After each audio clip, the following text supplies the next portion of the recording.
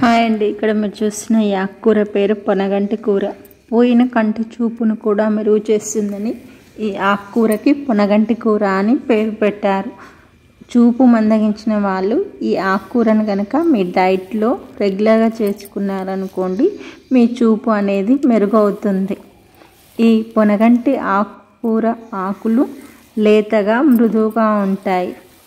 దీన్ని ఈజీగా పెంచుకోవచ్చు, మన తోటకూర లాగానే. పాలకూర వాటికైతే చుక్కకూర, పాలకూర, కొన్ని ఆకుకూరల గింజలు కావాలి. దీనికైతే అలా కూడా అవసరం లేదు, కాడలు దొరికినా కూడా పెట్టుకోవచ్చు. మనం ఆకుకూరలు తీసుకోవడానికి బజార్కి వెళ్ళినప్పుడు అక్కడనైనా లేదా ఎవరైనా తెలిసిన వాళ్ళ దగ్గర దొరికితే ఒక్క కాడ దొరికినా చాలు, మొత్తం గార్డెన్ అంతా విస్తరిస్తుంది. తోటకూర లాగానే గుబూరుకు వచ్చేస్తుంది అన్నమాట.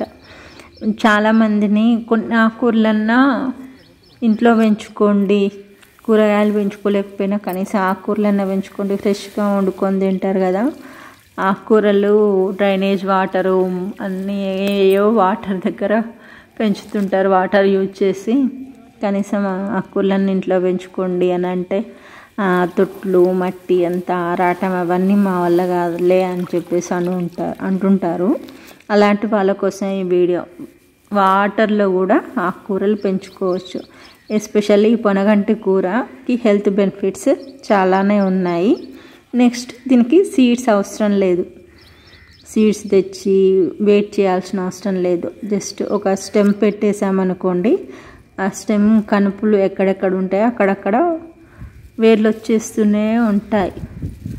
2 ఇంచెస్ పెరగగానే మనం కట్ చేసుకుంటూ ఉంటే మళ్ళీ వచ్చేస్తుంటాయి. సో ఇక్కడ మట్టి అవసరం లేకుండా వాటర్లోనే పెంచడం జరిగిందనమాట. జస్ట్ 100 రూపీస్ టబ్లో వాటర్ పోస్తే సగానికి అందులో ఈ స్టెమ్ పెడితే దాని నిండా ఎంత గుబూరుగా వచ్చేసింది. చూడండి మొత్తం వేర్లు ఎలా కనిపిస్తున్నాయో. మొత్తం వాటర్లోనే పెరిగిన పొనగంటి కూర. జస్ట్ ఒక 4 కాడలు వేస్తే దాని నిండా స్ప్రెడ్ అయిపోయింది. ఎంత పచ్చగా ఉందో చూడండి. ఇది 100 రూపీస్ టబ్లో కానీ 50 రూపీస్ టబ్లో కానీ పెంచుకోండి. లేదు ఎఫర్ట్ చేయలేము అనుకుంటే మనకి థమ్స్అప్ బాటిల్స్ 2 లీటర్స్వి 5 లీటర్స్వి వాటర్ బాటిల్స్ ఉంటాయి కదా, అందులోనైనా పెంచుకోండి. వాటర్లో పెంచమనగానే ఇమీడియట్గా మనకు డౌట్, పెస్ట్ వస్తుంది కదా అని చెప్పేసి. బాగా గుబూరుగా పెరిగితేనే పురుగుల అటాక్, పెస్ట్ అటాక్ ఎక్కువ ఉంటుంది.